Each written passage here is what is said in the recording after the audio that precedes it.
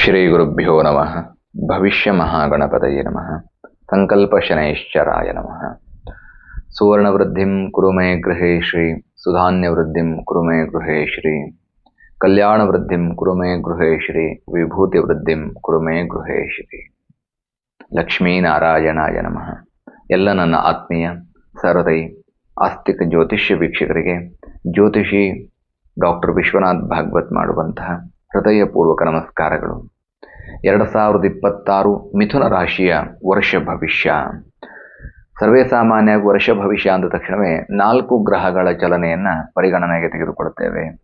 ಗುರು, ಶನಿ, ರಾಹು, ಕೇತು ಅಂದರೆ ಲಾಂಗ್ ಪೀರಿಯಡಲ್ಲಿ ಚಲಿಸ್ತಕ್ಕಂತಹ ಗ್ರಹಗಳು. ಆದರೆ ನಾನು ಎಲ್ಲ ಗ್ರಹಗಳ ಚಲನೆ, ಅದರಲ್ಲೂ ವಿಶೇಷವಾಗಿ 8 ಗ್ರಹಗಳ ಚಲನೆಯ ಆಧಾರದ ಮೇಲೆ ಚಂದ್ರನನ್ನು ಹೊರತುಪಡಿಸಿ 8 ಗ್ರಹಗಳ ಚಲನೆಯ ಆಧಾರದ ಮೇಲೆ ವರ್ಷ ಭವಿಷ್ಯವನ್ನು ತಯಾರಿ ಮಾಡಿದ್ದೇನೆ. ಇದು 2026 ಮಿಥುನ ರಾಶಿಯ ವರ್ಷ ಭವಿಷ್ಯ. ಗ್ರಹಸ್ಥಿತಿಯನ್ನು ನೋಡುವಂತಹ ಸಂದರ್ಭದಲ್ಲಿ ಗುರು ಮಿಥುನ ರಾಶಿಯಿಂದ ಕರ್ಕಾಟಕ ರಾಶಿಯನ್ನು ದಾಟಿ ಸಿಂಹ ರಾಶಿಯವರೆಗೆ ಪ್ರವೇಶವನ್ನು ಮಾಡ್ತಾರೆ ಅಂತ ಸಂಚಾರ ಮಾಡ್ತಾರೆ. ಕೇತು ಸಿಂಹ ರಾಶಿಯಿಂದ ಕರ್ಕಾಟಕ ರಾಶಿಗೆ, ರಾಹು ಕುಂಭರಾಶಿಯಿಂದ ಮಕರ ರಾಶಿಗೆ, ಶನಿ ಮೀನ ರಾಶಿಯಲ್ಲಿ ಸಂಚಾರ. ಹಾಗಾದರೆ ಮಿಥುನ ರಾಶಿ ಏನೇನು ಯೋಗಗಳಿದ್ದಾವೆ ಮತ್ತು ಗುರು ಅಸ್ತ ಶುಕ್ರಾಸ್ತಗಳನ್ನು ನೋಡುವಂತಹ ಸಂದರ್ಭದಲ್ಲಿ ಜುಲೈ 2026 20ನೇ ತಾರೀಕಿನಿಂದ ಹಿಡಿದು ಆಗಸ್ಟ್ 11ನೇ ತಾರೀಕು 2026ರವರೆಗೆ ಗುರು ಅಸ್ತ ಇರುತ್ತೆ. ಶುಕ್ರಾಸ್ತ ಬಂದು ಅಕ್ಟೋಬರ್ 19ರಿಂದ ಅಕ್ಟೋಬರ್ 30ರವರೆಗೆ ಇರುತ್ತೆ. ಈ ಎಲ್ಲ ಗ್ರಹಗಳ ಚಲನೆಯನ್ನು ಪರಿಗಣನೆಗೆ ತೆಗೆದುಕೊಂಡು ಅಪ್ರತ್ಯಕ್ಷಾಣಿ ಶಾಸ್ತ್ರಾಣಿ ವಿವಾದಾಸ್ತೇಶ್ ಕೇವಲಂ ಪ್ರತ್ಯಕ್ಷಂ ಜ್ಯೋತಿಷಂ ಶಾಸ್ತ್ರಂ ಚಂದ್ರಾರ್ಕೌ ವಿಪ್ರ ಸಾಕ್ಷಿಣೌ. ಸೂರ್ಯಚಂದ್ರರಿರುವವರೆಗೂ ಕೂಡ ಜ್ಯೋತಿಷ ಅನ್ನುವಂಥದ್ದು ಸತ್ಯ ಅನ್ನುವಂತಹ ಮಾತಿನೊಂದಿಗೆ ಮಿಥುನ ರಾಶಿಯ ವರ್ಷ ಭವಿಷ್ಯ. ಮಿಥುನ ರಾಶಿಯವರಿಗೆ 2026ರಲ್ಲಿ ಯಶಸ್ಸು ಅನ್ನುವಂಥದ್ದು ಸಿಗತ್ತೆ. ಯಶಸ್ಸು ಹೇಗಿರುತ್ತೆ ಅಂತಂದರೆ, ಬೇರೆಯವರು ಮೂಗಿನ ಮೇಲೆ ಬೆರಳಿಟ್ಟುಕೊಂಡು ನೋಡುವಷ್ಟರ ಮಟ್ಟಕ್ಕೆ ನಿಮಗೆ ಯಶಸ್ಸಿರುತ್ತೆ. ನಿಮ್ಮ ಜೀವನದ ಅಭಿವೃದ್ಧಿಗಳು ಹಿಂದಿನ ವರ್ಷಕ್ಕೆ ಕಂಪೇರ್ ಮಾಡಿಕೊಂಡ್ರೆ ಈ ವರ್ಷ ಯಥೇಚ್ಛವಾಗಿರುತ್ತೆ. ಈ ವ್ಯಕ್ತಿ ಇಷ್ಟು ಬದಲಾಗ್ಬಿಟ್ರ, ಈ ವ್ಯಕ್ತಿಯಲ್ಲಿ ಇಷ್ಟೊಂದು ಇಂಪ್ರೂವ್ಮೆಂಟ್ಸ್ ಅನ್ನುವಷ್ಟು ಮಟ್ಟಕ್ಕೆ ನಿಮಗೆ ಯಶಸ್ಸು ಸಿಗತ್ತೆ. ಅದು ವಿದ್ಯೆ, ಉದ್ಯೋಗ, ವ್ಯಾಪಾರ, ಅಭಿವೃದ್ಧಿ. ಯಾರು ನಿಮ್ಮನ್ನು ದೂಷಣೆ ಮಾಡ್ತಾ ಇದ್ರೋ ಅವರು ನಿಮ್ಮನ್ನು ಹೊಗಳುವ ಮಟ್ಟಕ್ಕೆ ಅಥವಾ ನಿಮ್ಮ ಬೆಳವಣಿಗೆಯನ್ನು ನೋಡಿ ಮೂಗಿನ ಮೇಲೆ ಬೆರಳಿಟ್ಟುಕೊಳ್ಳುವಷ್ಟರ ಮಟ್ಟಕ್ಕೆ ನಿಮ್ಮ ಯಶಸ್ಸು ಅನ್ನುವಂಥದ್ದು ಇರುತ್ತೆ. 2026ರಲ್ಲಿ ಯಶಸ್ಸು ನಿಮಗೆ ಯಥೇಚ್ಛವಾದಂತಹ ಗೌರವ, ಫೈನಾನ್ಷಿಯಲ್ ಇಂಪ್ರೂವ್ಮೆಂಟ್, ಸ್ಥಾನಮಾನಗಳನ್ನು ತಂದುಕೊಡುವಂತಹ ಸಾಧ್ಯತೆಗಳು ಹೆಚ್ಚು. ಅಭಿವೃದ್ಧಿ ಆಗತ್ತೆ. ನಿಮ್ಮ ಜೀವನದಲ್ಲಿ ಹಲವಾರು ಬದಲಾವಣೆಗಳು. ವಾಹನ ಕೊಂಡುಕೊಳ್ತೀರಿ ಅಥವಾ ಮನೆ ಕಟ್ತೀರಿ, ಭೂಮಿ ಕೊಂಡುಕೊಳ್ತೀರಿ, ಒಡವೆ ಕೊಡಿಸ್ತೀರಿ ಮನೆಯಲ್ಲಿದ್ದವರಿಗೆ. ಹೀಗೆ ಹಲವು ರೀತಿಯಾದಂತಹ ಅಭಿವೃದ್ಧಿಗಳು ನಿಮ್ಮ ಜೀವನದಲ್ಲಿ ನಡೆಯುತ್ತೆ. ಮತ್ತು ಈ ಅಭಿವೃದ್ಧಿ ಅನ್ನುವಂಥದ್ದು ಬೇರೆಯವರು ವಾಹ್ ಅನ್ನುವಷ್ಟರ ಮಟ್ಟಕ್ಕೆ, ಯಾರು ಇಷ್ಟು ದಿನ ನಿಮ್ಮನ್ನು ದೂಷಣೆ ಮಾಡ್ತಾ ಇದ್ರೋ ಅವರು ನಿಮ್ಮನ್ನು ಗೌರವದಿಂದ ಕಾಣುವಷ್ಟರ ಮಟ್ಟಕ್ಕೆ ನಿಮ್ಮ ಅಭಿವೃದ್ಧಿ ಆಗತ್ತೆ. ಮಿಥುನ ರಾಶಿಯವರು ಸಾಲ ಮರುಪಾವತಿ ಮಾಡ್ತೀರಿ ಈ ವರ್ಷ. ಋಣ ಬಾಧೆಯಿಂದ ಪರಿಹಾರಗೊಳ್ತೀರಿ, ಸಾಲದ ಬಾಧೆಯಿಂದ ಹೊರಗೆ ಬರ್ತೀರಿ. ಒಟ್ಟಾರೆ ಸಾಲವನ್ನು ತೀರಿಸುವಂತಹ ಸುಯೋಗವಿದ್ದಾವೆ. ನೆನಪಿನ ಶಕ್ತಿ ಜಾಗೃತವಾಗತ್ತೆ. ಅದರಲ್ಲೂ ವಿಶೇಷವಾಗಿ 40-45+ ಏಜ್ ಇದ್ದರೆ ನೆನಪಿನ ಶಕ್ತಿ ಯಥೇಚ್ಛವಾಗಿರುತ್ತೆ. ಎಲ್ಲ ಕ್ಷೇತ್ರಗಳಲ್ಲಿ ಚಾಕಚಕ್ಯತೆಯಿಂದ, ಲವಲವಿಕೆಯಿಂದ, ಪಾದರಸದ ಥರದಲ್ಲಿ ನೀವು ನಿಮ್ಮ ಜೀವನವನ್ನು ನಿರ್ವಹಿಸ್ತೀರಿ. ಅಬೌವ್ 60 ಇದ್ದರೆ ಕಷ್ಟ, ಮರೆಗುಳಿತನ ಜಾಸ್ತಿ ಆಗ್ಬಿಡುತ್ತೆ. ಅದರ್ವೈಸ್ ಮಿಕ್ಕಿದವರಿಗೆ ನೆನಪಿನ ಶಕ್ತಿ ಅನ್ನುವಂಥದ್ದು ಜಾಗೃತವಾಗಿರುತ್ತೆ. ಬಿಲೋ 40 to 60 ಒಂದು ಲಿಬರಲ್ ಆಗಿರುತ್ತೆ. ಮತ್ತು ಸಹಾಯ ಮಾಡುವಂತಹ ಅವಕಾಶಗಳು ಸಿಗತ್ತೆ. ನಾನು ಅವ್ರಿಗೆ ಸಹಾಯ ಮಾಡಿದೆ, ಅವ್ರ ಮದುವೆಗೆ, ಉಪನಯನಕ್ಕೆ, ಗೃಹ ಪ್ರವೇಶಕ್ಕೆ ಏನೋ ಸಹಾಯ ಮಾಡಿದ್ದೀನಿ ಅಂತಿರಲ್ವ, ಅಂತಹ ಸಹಾಯಗಳನ್ನು ಮಾಡುವಂತಹ ಹಲವು ಅವಕಾಶಗಳು ನಿಮಗೆ ಸಿಗತ್ತೆ.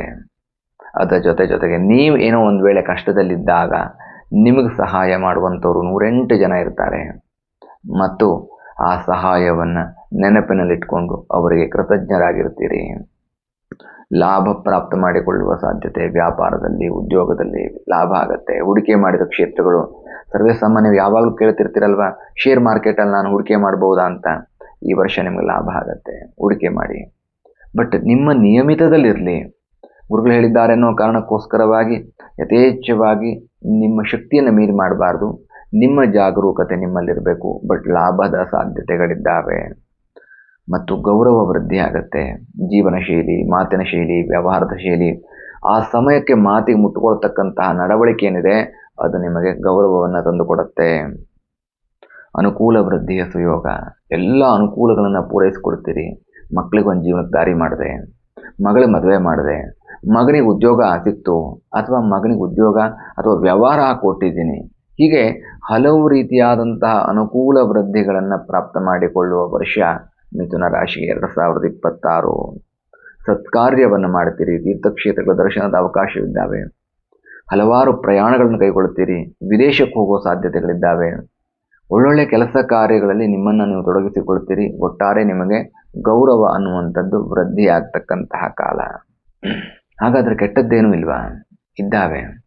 ನೀವು ಬೆಳೆದಿದ್ದನ್ನು ನೋಡಿ ಸಹಿಸ್ಕೊಳ್ಳೋಕ್ಕಾಗದೇ ಇರತಕ್ಕಂಥವ್ರು ತುಂಬ ಇರ್ತಾರೆ. ನಿಮ್ಮ ಮೇಲೆ ಅಸೂಯೆ ಪಡ್ತಕ್ಕಂಥವ್ರು ಇರ್ತಾರೆ. ಶತ್ರು ಕಾಟ ಯಥೇಚ್ಛವಾಗಿರುತ್ತೆ. ನಿಮ್ಮ ಹೆಸರನ್ನು ಹಾಳು ಮಾಡೋದಕ್ಕೆ, ನಿಮ್ಮ ಮಾನಸಿಕ ಸ್ಥಿತಿಯನ್ನು ಕೆಡಿಸೋದಕ್ಕೆ, ಅಥವಾ ನಿಮಗೆ ದೈಹಿಕವಾಗಿ ಏನೋ ಒಂದು ತೊಂದರೆ ಮಾಡೋದಕ್ಕೋಸ್ಕರವಾಗಿ ನಿಮ್ಮ ಏಳಿಗೆಯನ್ನು ಸಹಿಸದೆ ಅಸೂಯೆ ಪಡ್ತಕ್ಕಂಥವ್ರು ಇದ್ದೇ ಇರ್ತಾರೆ. ಅವರ ಬಗ್ಗೆ ಜಾಗರೂಕತೆ ವಹಿಸಬೇಕು. ಪ್ರೋತ್ಸಾಹ ಸಿಗತ್ತೆ, 108 ಪ್ರೋತ್ಸಾಹಗಳು. ಒಳ್ಳೆಯ ಕೆಲಸವನ್ನು ಮಾಡುವಂತಹ ಸಂದರ್ಭದಲ್ಲಿ, ಕುಟುಂಬದಲ್ಲಿ ಅದರಲ್ಲೂ ವಿಶೇಷವಾಗಿ ಮುಂದುವರಿಯಿರಿ, ನಿಮ್ಗೆ ಯಶಸ್ಸಾಗತ್ತೆ ಅನ್ನುವಂಥವ್ರು, ನಿಮ್ಮ ಏಳಿಗೆಯನ್ನು ಸಹಿಸಿಕೊಳ್ತಕ್ಕಂಥವ್ರು ನಿಮ್ಮ ಸುತ್ತಮುತ್ತ ತುಂಬ ಇರ್ತಾರೆ. ಹಾಗೆ ಅಸೂಯೆ ಪಡ್ತಕ್ಕಂಥವ್ರು ಕೂಡ ಇರ್ತಾರೆ. ಜಾಗರೂಕತೆ ವಹಿಸಬೇಕು ಮತ್ತು ಅನವಶ್ಯಕವಾದಂತಹ ಆಕರ್ಷಣೆಗಳನ್ನು ದೂರ ಮಾಡಿಕೊಳ್ಳಬೇಕು. ಅತಿಯಾದಂತಹ ಆಸೆ ಅನ್ನುವಂಥದ್ದು ಸಾಲಕ್ಕೀಡು ಮಾಡುವಂತಹ ಸಾಧ್ಯತೆಗಳು ಕೂಡ ಇರುತ್ತೆ. ಅಂದರೆ ಉದಾಹರಣೆಗೆ, ಶುಭ ಇದ್ದಾಗಲೂ ಅಶುಭ ಹೇಗಾಗತ್ತೆ ಅನ್ನೋದಕ್ಕೆ ಹೇಳ್ತೀನಿ ಕೇಳಿ. 100 ರೂಪಾಯಿ ಬಂದಾಗ 100 ರೂಪಾಯಿ ಜೀವನ ಮಾಡುವಂಥ ಯೋಚನೆ ಮಾಡಿದ್ರೆ ಏನೂ ಆಗಲ್ಲ. ಅಥವಾ ಅದರಲ್ಲೂ ಒಂದು 25 ರೂಪಾಯಿ ಕೂಡಿಡೋಣ ಅಂದರೆ ಏನೂ ಆಗಲ್ಲ. 100 ರೂಪಾಯಿ ಬಂದಾಗ 150 ರೂಪಾಯಿನ ಖರ್ಚಿಟ್ಕೊಂಡಾಗ ನೆಕ್ಸ್ಟ್ ಮಂತು 100 ರೂಪಾಯಿ ಬರುತ್ತಲ್ವಾ, ಆವಾಗ 50 ರೂಪಾಯಿ ತೀರಿಸ್ಬಿಡ್ತೀನಿ ಅಂತ ಅಂದ್ಕೊಂಡು ಆಸೆ ಹೊರಟ್ರೆ ಸಾಲ ಜಾಸ್ತಿ ಆಗೋ ಸಾಧ್ಯತೆಗಳು ಕೂಡ ಇರುತ್ತೆ. ಹಾಗಾಗಿ ಅಸೂಯೆ ಪಡ್ತಕ್ಕಂಥವ್ರ ಬಗ್ಗೆ ಗಮನ ಇರಲಿ. ಸಾಲ ಆಗದೇ ಇರುವಂತಹ ರೀತಿಯಲ್ಲಿ ನಿಮ್ಮನ್ನು ನೀವು ಕಾದಿಟ್ಟುಕೊಳ್ಬೇಕು ಮತ್ತು ಮರೆಗುಳಿತನ ಬರದೇ ಇರುವಂತಹ ರೀತಿಯಲ್ಲಿ ನಿಮ್ಮನ್ನು ನೀವು ಕಾದಿಟ್ಕೊಳ್ಬೇಕು. ಜಾಗ್ರತೆ ಮಾಡ್ಕೊಳ್ತಾ ಇರಬೇಕು. ನೆನಪಿನ ಶಕ್ತಿಯನ್ನು ಜಾಗೃತ ಮಾಡಿಕೊಳ್ಬೇಕು. ಆದಷ್ಟು ಜೀವನ ಶೈಲಿಯನ್ನು ಉತ್ತಮ ಮಾಡಿಟ್ಕೊಳ್ಬೇಕು. ಹಾಗಾದರೆ 2026ರಲ್ಲಿ ಮಿಥುನ ರಾಶಿಯವರಿಗೆ ಯಾವ ಮಂತ್ರ ಯಶಸ್ಸನ್ನು ತಂದುಕೊಡುತ್ತೆ? ಯಕ್ಷಾಯ ಕುಬೇರಾಯ ವೈಶ್ರವಣಾಯ ಧನ ಧಾನ್ಯಾಧಿಪತಯೇ ಧನ ಧಾನ್ಯಾದಿ ಸಮೃದ್ಧಿಮ್ಮೆ ದೇಹಿ ದೇಹಿ ದಾಪಯ ಸ್ವಾಹ. ಇನ್ನೊಮ್ಮೆ ಹೇಳ್ತಾ ಇದ್ದೇನೆ. ಯಕ್ಷಾಯ ಕುಬೇರಾಯ ವೈಶ್ರವಣಾಯ ಧನ ಧಾನ್ಯಾಧಿಪತಯೇ ಧನ ಧಾನ್ಯಾದಿ ಸಮೃದ್ಧಿಮ್ಮೆ ದೇಹಿ ದೇಹಿ ದಾಪಯ ಸ್ವಾಹ. ಇದು ಕುಬೇರ ಮಹಾಮಂತ್ರ. ಈ ಮಂತ್ರವನ್ನು ಪಠಣ ಮಾಡಿಕೊಳ್ಳಿ. ನಿಮ್ಮ ಎಲ್ಲ ಕಷ್ಟ ಕಾರ್ಪಣ್ಯಗಳು ದೂರವಾಗತ್ತೆ. ಧನ ಸಂಪತ್ತು ವೃದ್ಧಿ ಆಗತ್ತೆ. 2026 ಮಿಥುನ ರಾಶಿಗೆ ಅತ್ಯಂತ ಶ್ರೇಷ್ಠವಾದಂತಹ ವರ್ಷವಾಗುವುದರಲ್ಲಿ ಯಾವುದೇ ರೀತಿಯಾದಂತಹ ಸಂದೇಹವೇ ಇಲ್ಲ.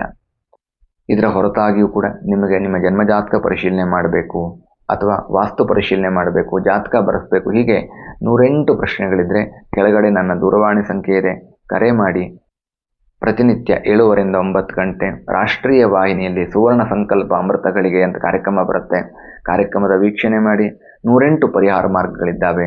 ಸುಲಭವಾದಂತಹ ಪರಿಹಾರ ಮಾರ್ಗವನ್ನು ಕಂಡುಕೊಳ್ಳೋದಕ್ಕೆ ಇದು ನಿಮಗೆ ವಿಶೇಷವಾದಂತಹ ಸಹಾಯ ಮಾಡುತ್ತೆ ಎನ್ನುವಂತಹ ಮಾತಿನೊಂದಿಗೆ ಲೋಕಕ್ಕೆಲ್ಲ ಸುಭೀಕ್ಷವಾಗಲಿ ಎನ್ನುವಂತಹ ಪ್ರಾರ್ಥನೆ.